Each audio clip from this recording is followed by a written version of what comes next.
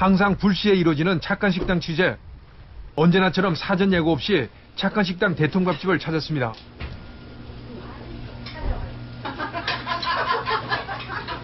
안녕하세요. 주인 아줌마 어디 계세요? 안녕하세요. 게시판 및 제보를 통해 들은 시청자들의 불만에 대해 어떻게 생각하는지 여쭤봤습니다. 이런 게 불편하다라고 저희한테 전화하는 분들이 계시더라고요.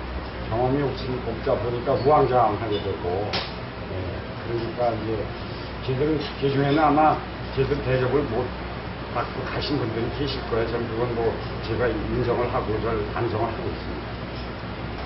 김치는 직접 담그세요? 예, 직접. 아주머니랑 같이. 작년 가을에 김장을 한 400고기 이상 했어요.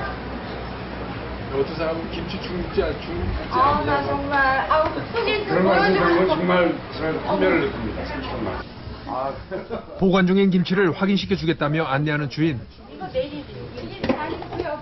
김장을 담글 때마다 식당에서는 한바탕 전쟁을 치른다고 합니다. 그런데 이렇게 힘들게 담근 김치가 중국산으로 여겨지는 것을 유난히 속상해합니다.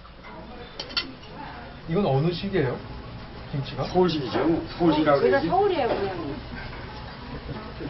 아, 맛있다. 젓갈 많이 안 넣고.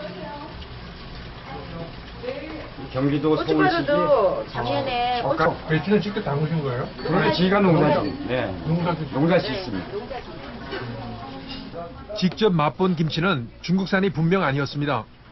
배추밭까지 찾아가 직접 확인했습니다. 하지만 대통밥집을 다녀온 손님들이 언급한 대표적인 의문은 따로 있습니다. 바로 대통 안에 있는 막입니다. 전남 담양에서 직접 공수한 대통만 사용한다는 이 착한 식당. 그런데 보관 중인 대통에는 있는 막이 밥에는 없다는 겁니다.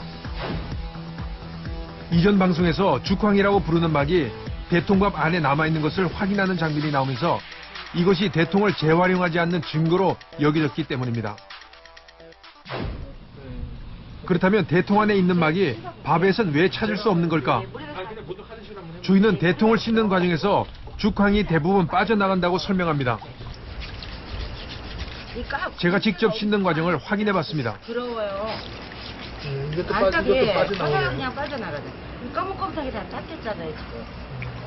그리고 이렇게 해서 그냥 이렇게 물벼가. 그래서, 예.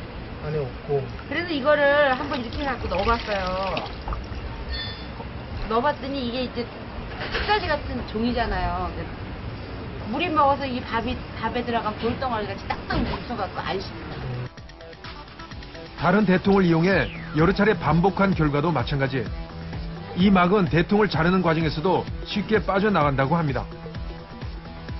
또 다른 불만도 있었습니다. 대나무 종류에 관한 겁니다.